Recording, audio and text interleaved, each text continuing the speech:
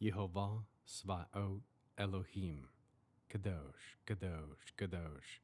Please fill me and lead me, and cover me and stir me, and speak through me with your Ruach HaKodesh, that I may speak your written words with boldness to those who listen.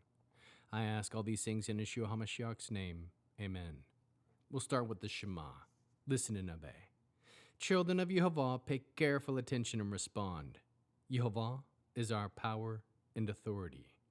Yehovah works in unity with himself, and you shall act upon your love to Yehovah with your power and authority, with your thoughts and mind, with your entire body, with all the muchness that you have. Yod, Hey, Vav, Hey. Hand, behold, nail, behold. Melachim, Bet. 2 Kings, chapter 1. After Ahab's death, Moab rebelled against Israel.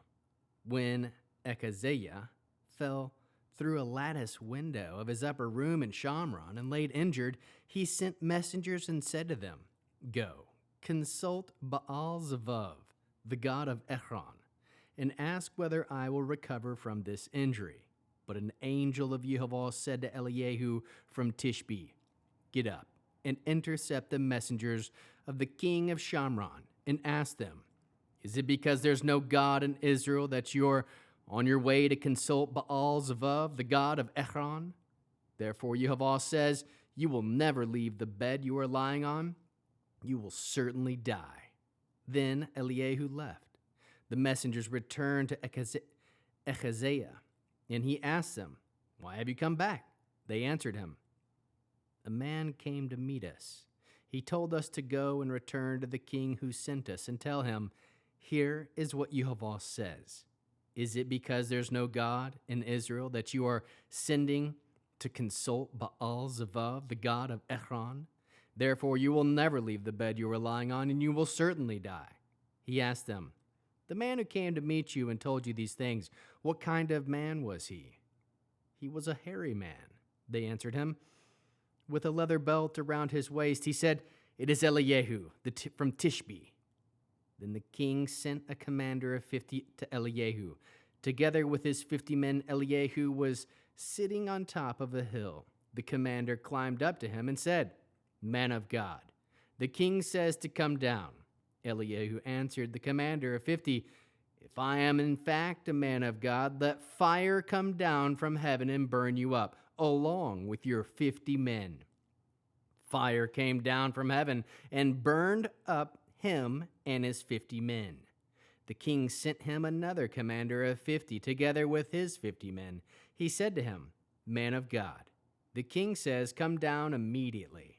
Eliyahu answered them, "If I am in fact a man of God, let fire come down from heaven and burn you up along with your 50 men." Fire came down from heaven and burned up him and his 50 men. The king sent a third commander of 50 with his 50 men.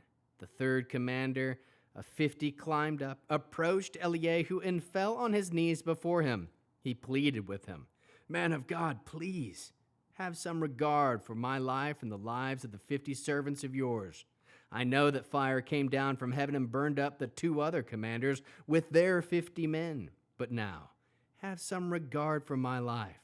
The angel of Yehovah said to Eliyahu, "Go down with him. Don't be afraid of him."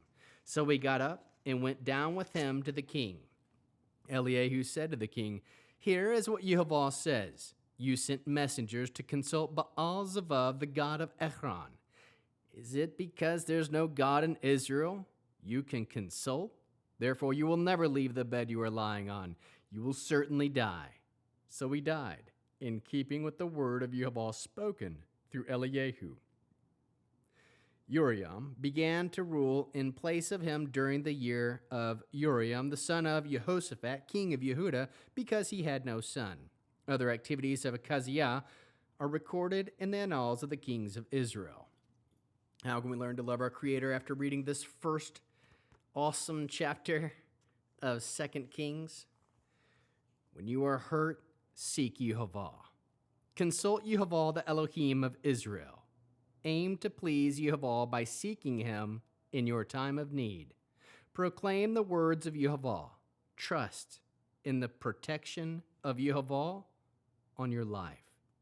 Aim to be a man of Yehوa. Humble yourself.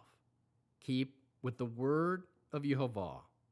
How can we love others as Yeshua loves us? We can point hurting people to Yehوa. Bear one another's burdens. We can proclaim the words of Yehوa. Produce spiritual fruit, love, joy, peace, patience, kindness, goodness, faithfulness, humility, and self-control. We'll end with the Arianic blessing using the name.